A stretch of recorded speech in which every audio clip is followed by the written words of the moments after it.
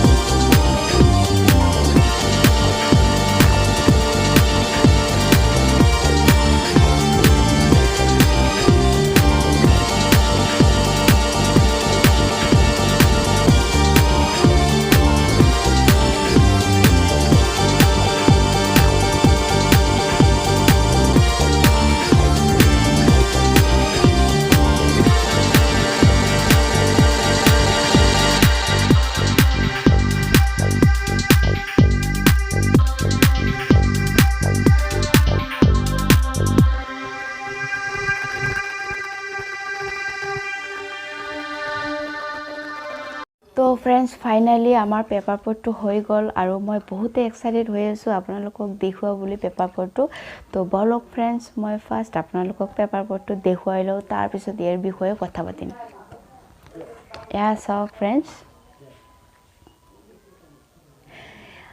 এই পেপাৰ পটটো বনাবলৈ বিশেষ একো নালাগে ফ্ৰেণ্ডছ আৰু মই এনেকুৱা ধৰণৰ বস্তু বনাই বহুতে ভাল পাওঁ ফ্ৰেণ্ডছ আগৰ পৰাই এতিয়াতো বিয়া হৈছে আৰু আগত যেতিয়া বিয়া হোৱা নাই তেতিয়া মই এনেকুৱা ধৰণৰ কাম কৰি বহুতে ভাল পাইছোঁ আৰু আমাৰ দেউতাৰ ঘৰতো বিভিন্ন ধৰণৰ এনেকুৱা বস্তু সাজি থৈ দিয়া এতিয়াও আছে তো ঘৰত কেতিয়াবা গ'লে আপোনালোকে দেখা পাবই আপোনালোকক দেখুৱাম যিবোৰ বস্তু আছে দেখুৱাবলৈ চেষ্টা কৰিম আৰু এয়া চাওক ফ্ৰেণ্ডছ অতি কম সময়তে কেনেকৈ আপোনালোকক বনোৱাই দেখুৱালোঁ আপোনালোকে ঘৰত ট্ৰাই কৰিব পাৰে আৰু যদি পেপাৰ পটটো ভাল লাগিছে তেনেহ'লে প্লিজ ফ্ৰেণ্ডছ কমেণ্টত জনাই দিব আৰু ফ্ৰেণ্ডছ মই আৰু এটা বস্তু দেখুৱাবলৈ বিচাৰিছোঁ মই 3-4 মাহ আগতে বনাইছিলোঁ বহুতো কষ্ট কৰি মোৰ সপোনৰ বস্তু দেই এইটো সপোনৰ ক'ব গ'লে এইটো সপোনৰে হয়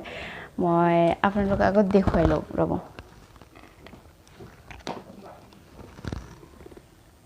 এয়া চাওক ফ্ৰেণ্ডছ এয়া এইটো কাগজেৰে হয় দেই ভালকৈ চাওক এইটো কাগজেৰে বনাইছোঁ মই 1 সপ্তাহমান ইমান কষ্টকৈ বনাইছোঁ এইটো এয়া চাওক ফ্ৰেণ্ডছ মই কিনা ফুলৰ টববিলাক ইয়াতে দি দিছোঁ আৰু ইয়াৰ সৌন্দৰ্যটো চাওক দেখিবলৈ কি ধুনীয়া লাগিছে যদি প্লিজ কমেণ্টত জনাই দিব এয়া চাওক ফ্ৰেণ্ডছ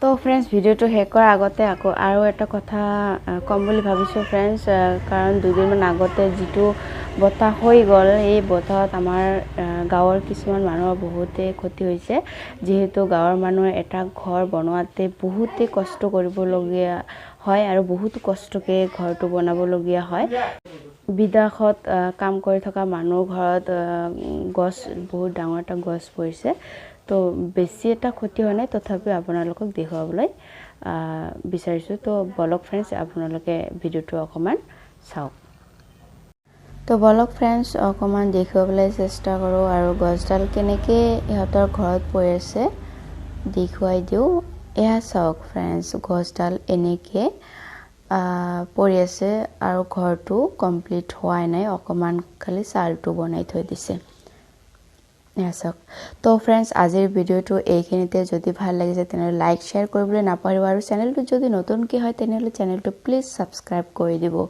তো আজিৰ ভিডিঅ'টো এইখিনিতে আৰু নেক্সট ভিডিঅ'ত লগ পাম তেনেহ'লে বাই বাই